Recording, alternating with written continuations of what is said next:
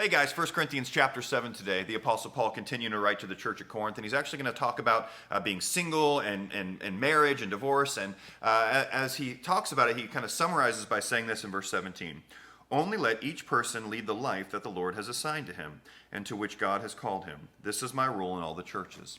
Now, just before that, he goes through a lot of different scenarios. Let me just share some of those with you. First of all, Paul says, if you're single like Paul was, and you can be fully devoted to the Lord, stay single and serve the Lord. That is a blessing, and it's a great thing. It's not a negative thing or a bad thing to be single if the Lord has called you to that. So Paul says, hey, if you could be like me and just serve the Lord, then do it. So for those of you who are single and you say, I'm not really that interested in marriage, or I just like to serve the Lord, praise God, do it.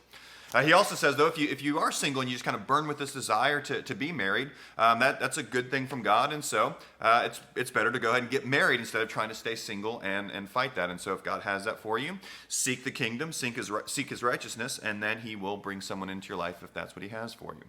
Likewise, he says that if you're a non-Christian, and you become a Christian and your spouse isn't a Christian, you don't need to leave. Now, if that person were to desert you because you've become a Christian, well, then you're going to be free from that marriage covenant. And I would argue from this passage that you are free to get remarried at that point to another Christian. But again, even when there is divorce, whether it be this or maybe your spouse has been unfaithful, we want to be open to reconciliation. We want to be open to getting remarried, even if there's been divorce, if that's possible. Why? Well, because that's a picture of Jesus and his church, and that's a covenant that's there, and that's what marriage is supposed to display. So it can be really challenging, and sometimes it's just not possible to get remarried again. Sometimes you're separated, divorced, and they marry somebody else, and that ends that covenant.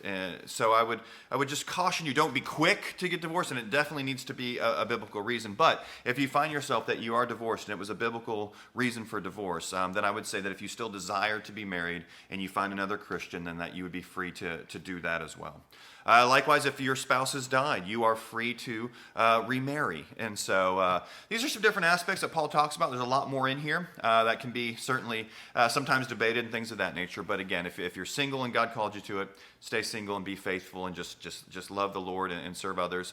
If you're single and you want to be married and you feel God has that for you and you find a Christian, then great. If you've become a Christian and your spouse isn't, stay with them and hopefully they will come to know the Lord through the change in your life. If you're divorced and there's no chance of reconciliation, even though I'd encourage you to try to do so if you can, if there's no chance of that and you still feel that desire and it was a biblical divorce, then the other person's divorce was biblical if they were married previously, then I would argue that you could get married to them as well and glorify God in that relationship. So just some thoughts here. Hope that they're helpful for you. Have a great day.